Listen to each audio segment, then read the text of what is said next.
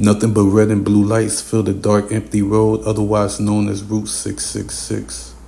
The small town of Ophelia, Virginia, will never be the same after this night.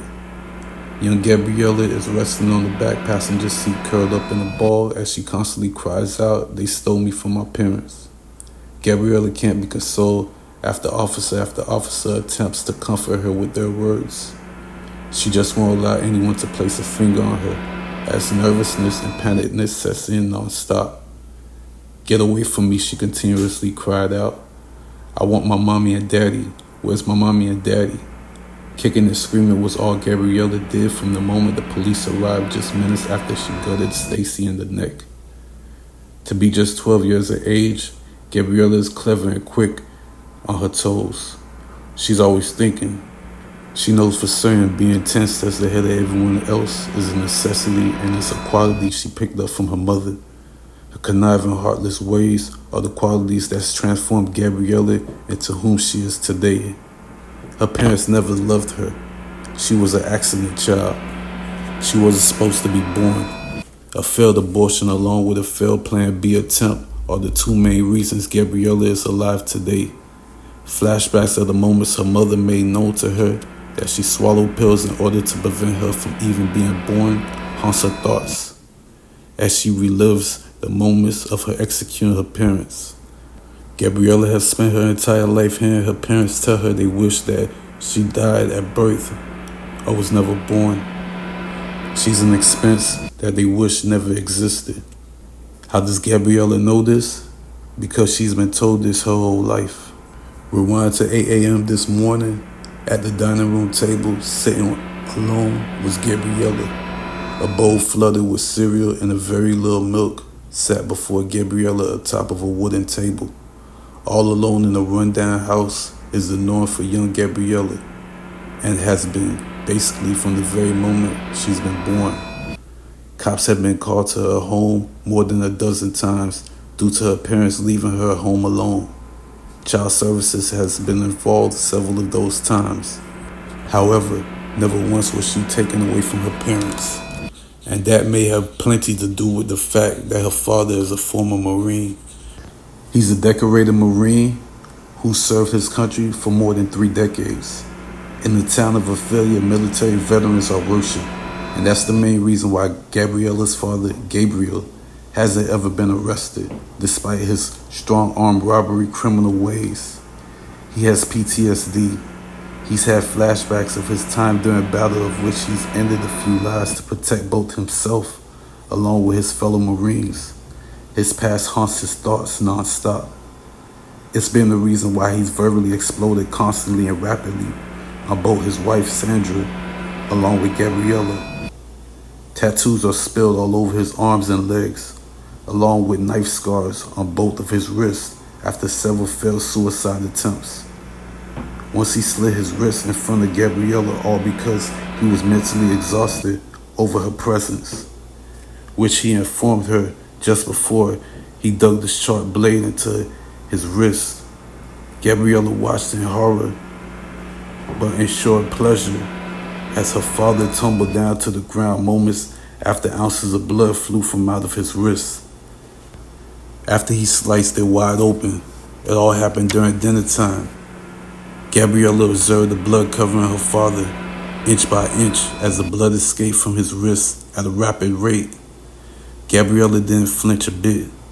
She didn't panic at all. Neither did she cry out to her mother for help. She just continued munching on her lasagna, enjoying it as she watched in excitement as her father's soul slowly attempted to escape from his body. Gabriela watched on, hoping to witness death for the first time, something she's heard about on a nightly basis because her parents were always watching the evening news. This was going to be the first time she witnessed death. However, her plans were spoiled Just seconds before half of her father's blood painted the kitchen floor, Gabrielas mother Sandra entered the kitchen from the bedroom with her cell phone glued to her ear as usual as she gossiped away with one of her many friends. Home is where she spent most of her days when she wasn't at work, and not because she wanted to. It's all because, as she always put it, Gabriela's fault. The child she's never wanted but had is the reason she spends most of her days stuck in her home. It's made her miserable over the years, and she blames both her husband, especially Gabriela, for ruining her once party lifestyle. Her and her husband barely lay in the same bed together. Although she loves him dearly, she despises him greatly. However, entering into the kitchen on that night and immediately observing her husband laid out on the floor passed out caused her heart to pause. In a split second, she looked over and spotted her daughter smiling sinisterly from ear to ear. Gabriela clearly wanted her father dead, and that set off Sandra, who rushed over to the kitchen counter to grab a roll of paper towels along with several dishcloths. She threw herself in the direction of her husband, who rested in the center of the kitchen, appearing lifeless. "Gabriela, help me," Sandra yelled aloud. "Get over here now and help me save your father." Gabriela sat there before turning to face her mother. No words poured out of her mouth. No sympathy was displayed on Gabriela's face as she's witnessing her father gradually losing his life. Gabriela listened as her mother begged her to help her out, but she didn't budge. A minute flew by, then another, as Gabriela continued hearing her mother bawl out for her aid. However, Gabriela refused to lift even a finger to assist her father. "Gabriela, help me save your father," Sandra exclaimed. Gabriela froze for seconds before shaking her head. "Let him die, mother. He deserves to die," says Gabriela with no compassion. Her mother's eyes widened in shock. "I raised a monster, an evil witch," says Sandra in a state of panic. Gabriela giggled. "That's funny, Mom, seeing as I came from an evil witch." Gabriela replied, still with an evil grin stuck on her face. Gabriela prayed for her father's death on that night. However, her evil prayers weren't answered. The medics arrived just in time, and Sandra's love and devotion for Gabriela elevated to an all-time high on that night, bringing them closer together and growing their love more than ever before. Fast forward to this blazing hot morning with Gabriela sitting at the dining room table all alone like normal. Neither of her parents had spoken to her since that almost fatal night of her father's terrible near death. They still yell and scream at Gabriela, but as far as conversations, even to see if their daughter is doing fine, they refuse to do so. Gabriela's been fine with it ever since, which disturbs her parents, who finally decided on what needs to be done to end their biggest headache once and for all. So as Gabriela continued chowing down on her breakfast, all alone like usual, soon after in the dining room entered the two of her parents, who could hardly look her in the eyes. No words were spoken while her parents took their seats at the same dining table with no meals resting on the table before them. Gabriela continued eating, completely ignoring her parents' presence. "I wish you were never born," shouted Sandra, as both the parents turned their attentions towards their sinister child. Gabriela continued aiming her attention straight ahead at the colorful wallpaper her grandmother had thrown up decades ago. "I hate you both," says Gabriela, causing her parents to snicker. "As much as you hate me being your daughter, I hate you too even being my parents," she added straightforwardly. "As far as I'm concerned, you two aren't my parents. Never was, and you two never will be." Gabriela kicked her chair back away from the dining table, allowing her to stand up from her seat. She grabbed her now empty bowl from off of the table and slowly walked over to the kitchen sink. "Young lady, come back here now," shouted Gabriel. You've been my biggest regret since your first breath on this earth. I despise you in every way. Now I want you to come back here at once, young lady. Gabriela failed to obey her father's demands as she slammed her bowl into the kitchen sink, causing it to shatter all over the place. Ah, she screamed aloud. I hate you. I hate you both.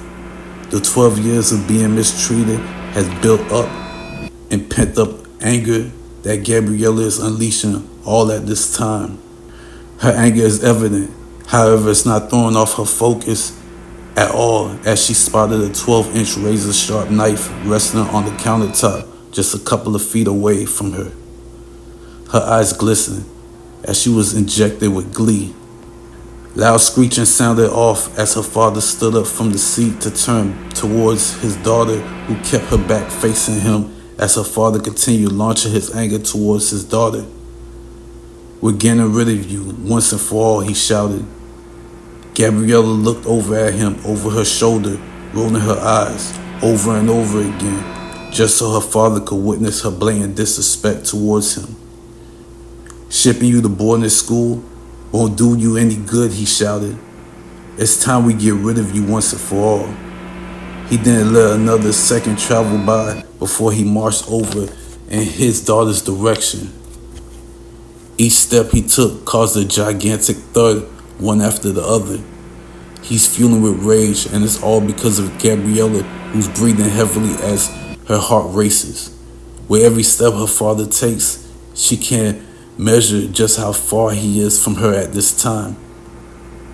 She knows he's stronger, faster, and more powerful than she will ever be. Therefore, she must react to her father faster than he can to her, which caused her to immediately dash at full speed in his direction. Both of her hands are wrapped around the knife as she rushes in his direction. Her immediate action has thrown her father off completely as she shoves the knife right into his gut, causing him to belch out in a painful cry. If that weren't enough, a stone-cold expression painted Gabriela's face as she watched her father drop down to his knees. Not a drip of empathy was displayed by Gabriela, who yanked the knife from out of his gut and shoved it into his chest repeatedly as she could hear her mother beg her to stop. Gabriela didn't stop. In fact, she kept going, causing more than 30 stab wounds into her father's system before her sights were aimed directly at her mother. You're not gonna get rid of me, mother. If you could, you would have years ago, says Gabriela. I'm getting rid of you, mother. Sandra, shaking with terror, attempted to dash away from her daughter. However, her fear for her own safety caused her not to pay attention to anything going on around her. That caused her to run right into her father's grandfather clock on the opposite end of the room. She wasn't paying any attention to what rested before her because she was too busy paying attention to the evil miscreant rushing in her direction. Sandra's focus went blank momentarily before she woke up, resting on her back, looking directly up at Gabriela towering over her. Her mother, filled with fear, watched in disbelief while her own daughter dangled the knife over her. Sandra slid away from Gabriela an inch, only to watch her daughter move slowly along with her. I'm looking at the devil when I look at you, Gabriela, her mother says.